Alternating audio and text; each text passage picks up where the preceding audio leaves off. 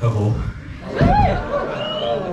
I got quite adventurous last year. I was doing a little bit of roleplay with a partner, and we started trying to incorporate this into showering together. Now, this partner wasn't my wife.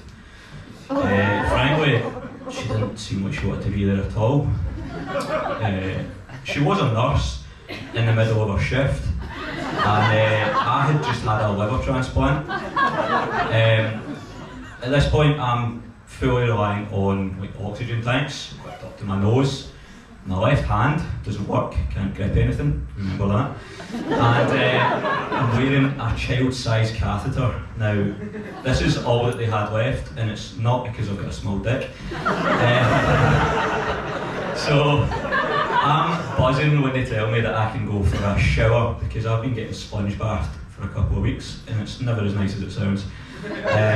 So, it's a bit less exciting when the nurse is the same age as me, which makes what's coming about to be a bit worse.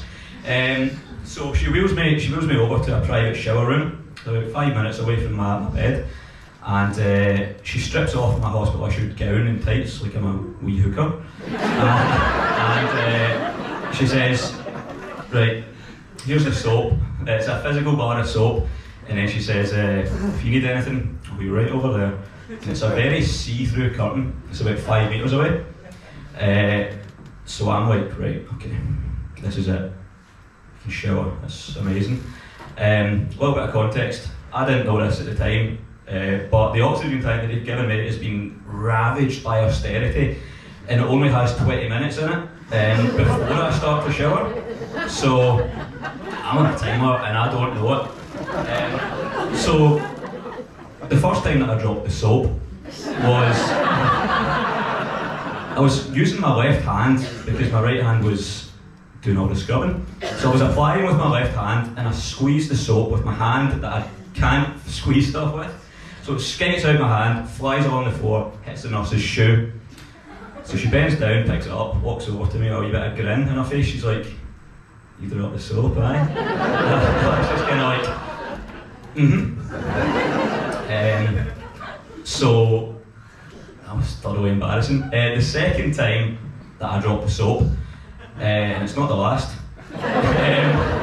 she's kind of getting a bit cautious. She's like, picks it up, she kind of walks a wee bit sideways towards me, giving me like one of the eyes, and I'm thinking, fuck, does part of me enjoy this? Am I making this poor woman like dance for my enjoyment? Like, what's going on here? So as she's coming towards me with the soap, I'm also shielding my very bruised testicles. Someone had annihilated these things at some point during the surgical process. I think that one of the staff had been using them as stress balls. So the third time that I dropped the soap was, it didn't start off as eventful as these two. I squeezed it out, and I'm thinking truly at this point, as it goes over to her and she's bringing it back, I'm thinking, I'm going on a list. So I decided to opt for a reassuring smile. Now, I'm on morphine at this point, so the smile that I go for was something like this. Just a full face grin, right? And thankfully at this point, I started to die because my oxygen ran out, so that really diffused it. So the nurse piles me into the wheelchair. There's no time for me to get dressed, so the gown from earlier is just put over my crotch, and I'm doing 40 down a hallway with all 4 of my cheeks out. She's taking me back to my recovery suite, which is just a bed in a hall with a curtain, and this is the best funded hospital in Scotland. So she pats me next to the curtain, and I'm genuinely dying at this point. Things are fading to black. She's trying to get my oxygen reconnected. I'm trying to not die, and I start to hear light murmuring behind me, and I'm like, fuck, is that like St. Peter and like the angels like heralding me? And I hear some kind of Asian accent that I can't place, and I'm thinking, aye, probably. There's a Scouse accent, and I'm starting to get suspicious. I'm thinking, I could see that.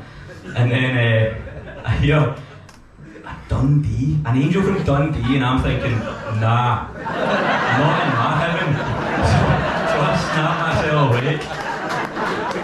snapped myself awake through sheer willpower and not the oxygen that she'd reconnected to me. And I kind of do one of these because I'm facing the curtain, so I turn around and go, there is 20 medical students on the evening's doctor round right behind me, looking at my battered and bruised but still soap covered balls. And they don't like what they see. So now when me and my wife are doing a bit of role play, we stick to the classics, you know, we do teacher and school girl, we do cops and robbers, and try not to look at my father-in-law. We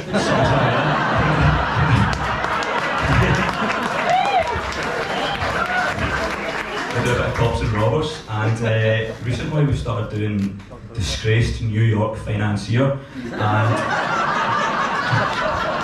definitely 18-year-old not trafficked spa worker. I've been Scott, and you've been good. Thank you very much.